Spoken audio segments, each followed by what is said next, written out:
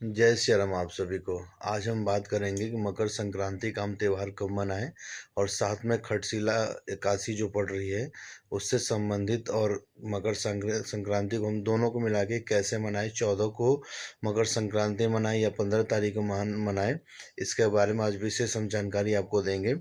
और कहा जाता है कि जैसे मकर संक्रांति का जो पर्व होता है वो 14 तारीख या 15 तारीख में ही होता है। 2-3 सालों से अगर हम देखें तो लगभग जो खिचड़ी का त्यौहार है, जो संक्रांति का त्यौहार है, वो लगभग 15 तारीख को ही मनाया जाता है। और कभी कभी संजोग ऐसे बनते हैं कि कुछ समय आगे बढ़ने के चलते संक्रांति का पर्व या कोई भी पर्व थोड़ा आगे बढ़ जाता है, लेकिन इस बार खटतीला एकादशी के चलते स्थिति को लेकर ज़्यादा असमंजस में हम लोग हैं।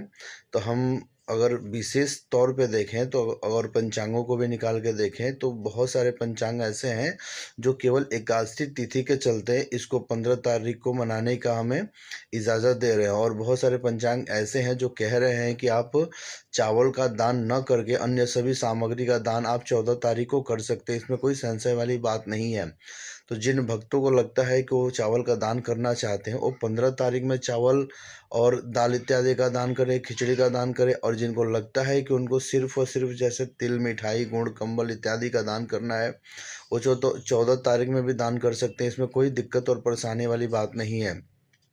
मैं आपको कुछ ऐसी बातें बताऊंगा जिसको आप जान के कहेंगे कि हाँ, आप 14 तारीख में भी संक्रांति का त्यौहार मना सकते हैं। और इसमें जो हम तिथि की बात कर रहे हैं तो 13 तारीख को एकादशी तिथि आ रही है, और 14 तारीख को 5:30 करीब एकादशी तिथि का समापन हो जा रहा है। लेकिन फिर भी लोग उदया तिथि को मानते हुए पूरे दिन एकादशी को मानते हैं। इसलिए ये शास्त्र संबद्ध भी है कि जो लोग एकादशी का व्रत करते हैं, वैसे दान तो चावल का हम कर सकते हैं, एकादशी के दिन भी हम चावल का दान कर सकते हैं, लेकिन हमारा पुण्य कम ना हो, एकादशी पे कोई संशय ना हो, हमारी पूजा को लेके, अपने पूजा को लेके भक्त को किसी प्रकार का संशय ना हो, इसके लिए भक्त चाहता है कि हमसे कोई गलती ना हो।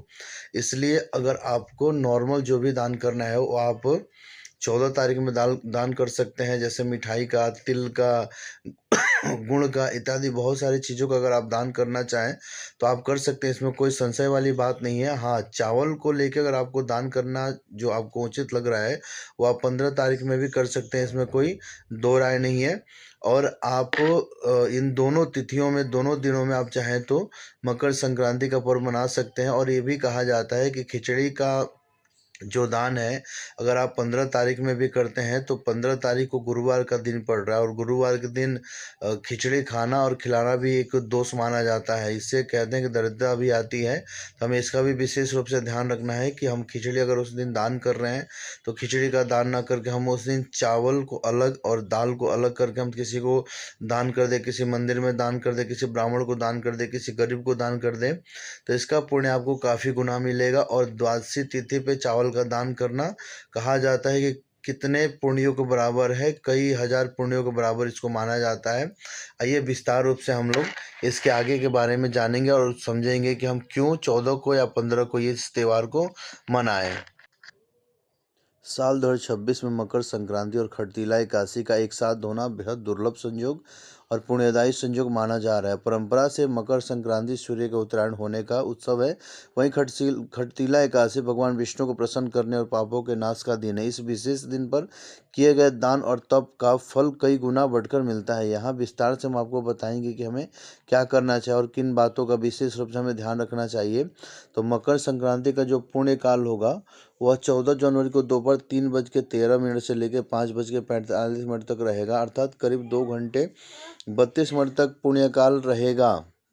मकर संक्रांति का महापुण्य काल भी 14 जनवरी को दोपहर 3:13 से 4:58 रहेगा, अर्थात करीब 1 घंटा 45 मिनट महापुण्य काल रहेगा। विशेष उपरोक्त काल में मकर संक्रांति मनाया जाना शास्त्र सम्मत है, अर्थात 14 जनवरी को दोपहर 3:13 शाम से लेकर 5:45 के बीच मकर संक्रांति का हमें पर्व अवश्य मनाना चाहिए, हमें दान भी अवश्य रूप से इसमें करना चाहिए। और जो हम दान न कर पाएँ, हमें समय का अगर अभाव हो तो हमें जब भी समय मिले, जो जैसे 14 को या 15 तारीख को हमें जब भी समय मिले, तो हम इन सब चीज़ों का दान कर सकते हैं, इसमें कोई संशय वाली बात नहीं है।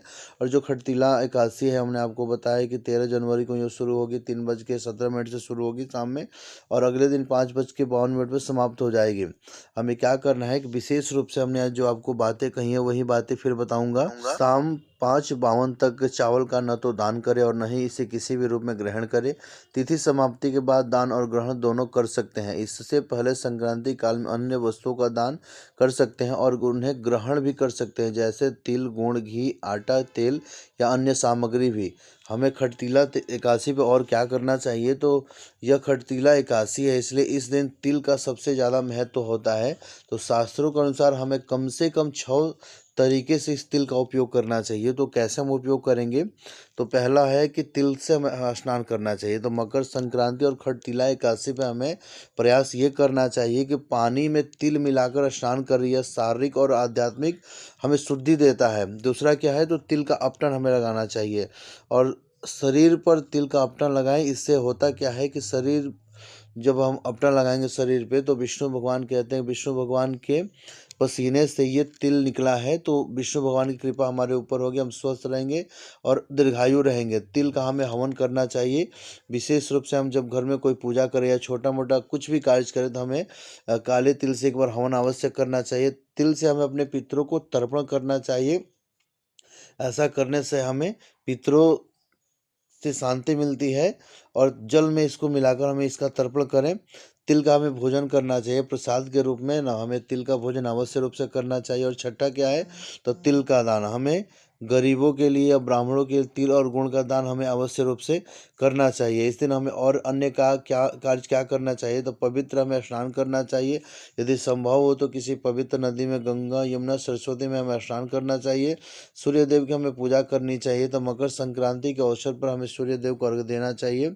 अर्घ्य के जल में लाल चंदन, फूल और तिल हमें अवश्य डालना चाहिए। लोटा जो होना चाहिए वो तांबे का लोटा होना चाहिए। हमें विष्णु सहस्त्र नाम का भी पाठ करना चाहिए, क्योंकि एकादशी तिथि होने के कारण विष्णु सहस्त्र नाम का पाठ करना हमारे लिए कई कोटि यज्ञ के बराबर होगा। और खिचड़ी का दान, जैसे हमने हमने आपको बताया कि जो समय है, उस समय के बाद से आप चावल का, दाल का दान कर सकते हैं और इसको ग्रहण करना भी काफ़ी शुभ होता है। तो हम ऐसा करेंगे तो हमें अच्छे फलों की प्राप्ति होगी। और कुछ ऐसे कार्य हैं जो हमें एकादशी तिथि पर नहीं करनी चाहिए, तो जैसे तामसिक भोजन से हमें बचना चाहिए। और चावल का सेवन और दान कैसे हम करें इस दिन, तो एकादशी तिथि पर चावल खाना वर्जित माना जाता है, चाहे वह मकर संक्रांति की खिचड़ी ही क्यों ना हो। यदि आप एकादशी का व्रत रख रहे हैं तो खिचड़ी का दान भी नहीं, हालांकि कुछ विद्वानों के अनुसार दान तो कर सकते हैं लेकिन सेवन नहीं कर सकते। लेकिन हमारे सलाह से कि तिथि के समापन के बाद ही यह कार्य करें तो ज़्यादा बेहतर होगा आपके लिए। क्रोध और वाद विवाद से बचें, ब्रह्मचर्य का पालन करें और सुबह में आप देर तक न सोएं, इसका हमें विशेष रूप से ध्यान रखना है।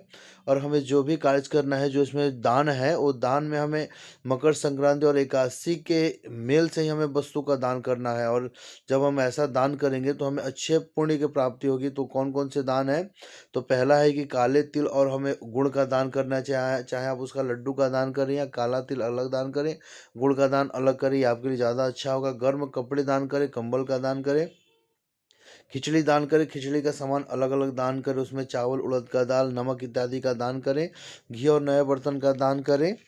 और इन्हीं सब कार्यों को करके आप अच्छे पुण्य की प्राप्ति कर सकते हैं। यदि आप भी एकादशी का उपवास कर रहे हैं तो मकर संक्रांति की खिचड़ी का सेवन अगले दिन पारण के समय हमें करना चाहिए, वही सबसे श्रेष्ठ रहेगा। तो हमें इन सब बातों का विशेष रूप से ध्यान रखना है। जय सिया राम आप सभी को। अगर आप लोग हमारा चैनल अच्छा लगता है और हमारे चैनल पर आप लोग नए हो तो हमारे चैनल को आप सब्सक्राइब करें, लाइक करें और ज़्यादा से ज़्यादा शेयर करें। और आप लोग हमें सपोर्ट करें ताकि हम आगे भी आप लोगों के लिए कुछ अच्छी अच्छी बातों को उसका संयोग करके आप लोगों के सामने पेश करते रहें और आप लोग को अच्छी जानकारियाँ देते रहें।